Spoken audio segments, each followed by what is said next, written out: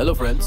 যোৱাকালি আমাৰ যোৰহাটৰ দ্বিতীয়খন ৰুণীয়া সেতু যান বাহনৰ কাৰণে মুকলি কৰি দিয়া হ'ল। এয়া আমি ফ্লাইঅভাৰ পাইছোহি এতিয়া। আপোনালোকে দেখিব কি ধুনীয়া দৃশ্য চাওকচোন বাৰু। দুইপিনে পোষ্টবিলাকত ধুনীয়া লাইটিং চিষ্টেমটো কি ধুনীয়া কৰি দিছে। আমাৰ যোৰহাটখন সঁচাকে আগতকৈ বহুত ডেভেলপ হ'ল আৰু এখন 2 লেন ফ্লাইঅভাৰ হয় 2 লেন আৰু আমাৰ যোৰহাটৰ দ্বিতীয়খন ফ্লাইঅভাৰ সঁচাকে বহুত ভাল লাগিছে আৰু যোৰহাটখন আগতকৈ সঁচাকে বহুত ডেভেলপ হ'ল। আপোনালোকে জানেনে ফ্লাইঅভাৰ কনষ্ট্ৰাকশ্যন ইউনাইটেড নেশ্যনছৰ যি 17টা গ'ল আছে ছাষ্টেইনেবল ডেভেলপমেণ্ট গ'ল তাৰে ভিতৰত ইণ্ডাষ্ট্ৰী ইনোভেশ্যন আৰু ইনফ্ৰাষ্ট্ৰাকচাৰ আণ্ডাৰত পৰে আৰু গভৰ্ণমেণ্ট অফ আছামে সেই উদ্দেশ্যেৰে ফ্লাইঅভাৰ কনষ্ট্ৰাকশ্যন এণ্ড ৰোড কনষ্ট্ৰাকশ্যনটো বেছি গুৰুত্ব দিছে আৰু প্ৰায় গোটেইখন চিটিজত ৰাস্তা পদূলিবোৰ ধুনীয়া কৰিছে আৰু ফ্লাইঅভাৰ্ছ বনাইছে।